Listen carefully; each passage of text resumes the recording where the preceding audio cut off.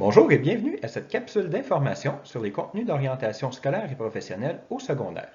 Mon nom est Pascal Lapierre, je suis conseiller pédagogique pour les contenus en orientation scolaire et professionnelle au secondaire. Je co-animerai cette capsule avec ma collègue Mathilde Lappy, qui est conseillère en orientation. Afin de soutenir les milieux quant à l'implantation des COSP au secondaire, la présentation d'aujourd'hui servira à répondre aux 5 grandes questions suivantes. Tout d'abord, d'où ça vient? Ensuite, ça ressemble à quoi? Est-ce que ça arrive bientôt au secondaire? Qu'est-ce qu'il y a de nouveau? Qui est responsable de quoi dans l'implantation des COSP? Finalement, nous vous présenterons aussi l'accès à des documents pertinents dans un Teams pour les enseignants de notre commission scolaire et aussi vous pourrez avoir accès aux documents ministériels sur la plateforme Vibe. Afin de bien saisir la portée des COSP, nos contenus en orientation scolaire et professionnelle, il importe de répondre à la question suivante. D'où ça vient? Pour soutenir une réelle implantation des COSP, le ministère s'appuie sur différents documents légaux. La première référence à la loi sur l'instruction publique nous dit, à l'article 461, que le ministre peut prescrire des contenus dans les DGF qui doivent être intégrés dans les services éducatifs dispensés aux élèves. Il faut savoir que le ministère n'avait pas la possibilité d'inclure un cours sur les contenus en orientation scolaire et professionnelle dans les maquettes, donc c'est par l'entremise des disciplines déjà existantes qu'ils ont décidé de soutenir l'implantation au COSP. Le deuxième élément, il faut savoir que le conseil d'établissement approuve les conditions et modalités de l'intégration des contenus prescrits qui lui sont proposés par la direction de l'école. Cependant, le conseil d'établissement n'a pas à approuver les contenus qui sont enseignés. Finalement, les propositions prévues à l'article 85 sont élaborées avec la participation des enseignants. Maintenant, entrons dans le vif du sujet. Ça ressemble à quoi les COSP? Comme la porte d'entrée des COSP sont les DGF, il est logique que pour l'implantation des contenus, on s'appuie sur les 3 axes du domaine général de formation, orientation et entrepreneuriat. Donc, ces 3 axes sont la connaissance de soi, la connaissance du monde scolaire et la connaissance du monde du travail. Les 6 contenus qui seront proposés pour le premier cycle du secondaire sont les suivants. Donc, dans la connaissance de soi, le sentiment d'efficacité personnelle, les champs d'intérêt et la réussite scolaire. Pour ce qui est de la connaissance du monde scolaire, nous aurons à traiter du système scolaire québécois et de la préparation au choix scolaire du deuxième cycle du secondaire. Finalement, la connaissance du monde du travail nous amènera à parler des préférences scolaires en lien avec le marché du travail. Autre grande question, est-ce que ça arrive bientôt au secondaire? Regardons ensemble le calendrier officiel du ministère pour l'implantation des COSP. Il faut savoir que les contenus en orientation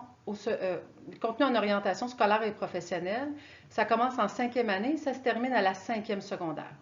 Vous pouvez remarquer que le ministère utilise toujours un déploiement graduel des COSP. Si on regarde le 3e cycle du primaire pour l'année 2017-18, ce qui était attendu l'année dernière, c'est l'implantation de 2 COSP, un en 5e année, un en 6e année, et une implantation des 6 COSP en 18-19 pour le 3e cycle du primaire. Si on regarde pour le premier cycle du secondaire, le même principe s'applique, c'est-à-dire que pour l'année 2018-2019, ce qui est attendu, c'est l'implantation d'un COSP en première secondaire et un autre COSP en deuxième secondaire. L'année prochaine, en 2019-2020, ce qui est attendu, c'est l'implantation des 6 COSP qui vous ont été présentés à la diapositive précédente, c'est-à-dire les 6 COSP du premier cycle du secondaire. C'est en continuité, mais c'est tout de même spécifique à la première secondaire. Le deuxième cycle du secondaire, 2019-2020, on s'attend à l'implantation de 2 COSP. Fort probablement, ce sont des informations à confirmer, et une implantation de l'ensemble des COSP pour 2020 et 2021 pour le deuxième cycle du secondaire. Maintenant, regardons notre 4e question. Qu'est-ce qu'il y a de nouveau? En fait, voyons cette question-là plutôt comme quelles sont les spécificités de l'enseignement des contenus en orientation scolaire et professionnelle. Puis pour répondre à cette question-là, on va faire un petit retour historique quant à l'implantation de l'approche orientante au début de la réforme. Si on se souvient bien, quand on a commencé à implanter l'approche orientante, l'optique qu'on utilisait, c'était de dire on va utiliser des contenus disciplinaires, par exemple en français, en mathématiques ou en sciences, pour soutenir l'apprentissage des élèves quant à leur capacité à s'orienter, quant à apporter un regard sur de l'information scolaire et professionnelle. Bien, avec les contenus en orientation scolaire et professionnelle, on est un peu dans cette dynamique-là. Autrement dit, ce qu'on propose, c'est d'utiliser des contenus disciplinaires pour soutenir l'enseignement explicite de contenus en orientation scolaire et professionnelle. Et là, on pourra me dire, ouais, mais quels sont ces contenus explicites-là? C'est justement là où arrivent nos documents ministériels. En fait, nos contenus en orientation, les 6 contenus qu'on a vus tantôt, ils sont explicités dans différents documents qui nous sont remis par le ministère et qui sont déposés et sur la plateforme Vibe du ministère et sur notre Teams de la commission scolaire. Pour prendre un exemple des contenus, système scolaire québécois, en fait, les documents vont nous dire quelles sont les informations à traiter avec les élèves. Là, il y a une nouveauté, c'est quant à la mise en place de stratégies d'apprentissage. En fait, la stratégie d'apprentissage va permettre à l'élève de traiter l'information, donc de ne plus seulement la recevoir, mais d'être en mesure de prendre cette information-là, de la traiter, de l'assimiler et de pouvoir la transférer. Nos stratégies d'apprentissage, pour prendre l'exemple de système scolaire québécois, on pourrait demander aux élèves d'organiser l'information dans l'optique de l'amener à voir dans le système scolaire québécois qu'est-ce qui est plus représentatif de l'ordre du secondaire, de l'ordre de la formation professionnelle, de l'ordre collégial et de l'ordre universitaire. Donc, ça va amener l'élève à démêler l'ensemble des formations et de voir qu'est-ce qui appartient à quel ordre du système scolaire. Autre élément spécifique au contenu en orientation scolaire et professionnelle, c'est le résultat attendu de l'élève. Ce qu'il faut savoir par rapport au résultat attendu, c'est qu'il permet d'observer une trace de l'apprentissage réalisé par l'élève. Cette trace n'est pas évaluée.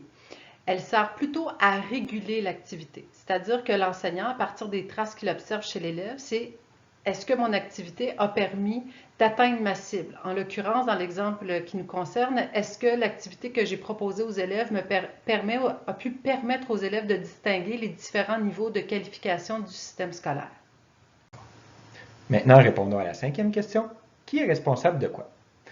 Le tableau présent ci-dessous nous permet de voir qu'il y a 3 types d'acteurs, les directions d'école, les professionnels de l'orientation et les enseignants. Les attentes au regard des directions d'école sont surtout de coordonner les actions des différents acteurs de l'équipe école dans l'implantation des COSP, de présenter la planification de l'enseignement des COSP au conseil d'établissement et de collaborer avec l'équipe ressources de la commission scolaire qui est, elle, composée d'une gestionnaire, d'un conseiller pédagogique et d'une conseillère en orientation. Pour ce qui est des enseignants, leur rôle est de participer au choix et à la façon d'exploiter les COSP, de collaborer avec le professionnel de l'orientation pour faire des liens entre les contenus disciplinaires et les contenus en orientation, finalement, enseigner les contenus, observer les apprentissages et réguler l'enseignement. Pour ce qui est de la contribution des professionnels de l'orientation, c'est-à-dire des conseillers d'orientation ou des conseillers en information scolaire professionnelle, on s'attend des professionnels de l'orientation à ce qu'ils collaborent à la planification des contenus en orientation scolaire ou professionnelle. On s'attend à ce qu'ils jouent un rôle conseil auprès de l'équipe école et ce, autant auprès de la direction d'école que des enseignants. Le professionnel de l'orientation peut par exemple aiguiller l'équipe école sur les écueils et les leviers possibles à l'implantation des COSP. Il peut proposer du matériel orientant. Il peut aussi rappeler ou préciser les intentions des COSP et les situer dans le développement vocationnel des élèves. Enfin, nous vous invitons à visiter les ressources disponibles par l'entremise des 2 hyperliens que vous retrouvez sur notre diapositive.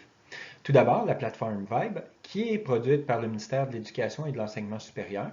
Ce site va vous permettre d'avoir accès aux contenus en orientation scolaire et professionnelle, de même qu'à l'explicitation de ces contenus-là. Vous aurez aussi des détails au regard des résultats attendus et des stratégies d'apprentissage. Il est à noter qu'il y a un onglet pour les situations d'apprentissage et d'évaluation, mais qu'actuellement, cet onglet-là n'a pas été complété par l'équipe du ministère. À la lumière de ce qu'on a pu vivre du côté du primaire, là, on retrouvera des situations d'apprentissage et d'évaluation probablement aux alentours de mai 2019. Vous avez aussi accès au Teams de la Commission scolaire des Trois-Lacs. Le Teams contient sensiblement les mêmes documents, à la différence qu'on pourra aussi retrouver des documents qui ont été produits localement par les équipes d'enseignants de la Commission scolaire des Trois-Lacs.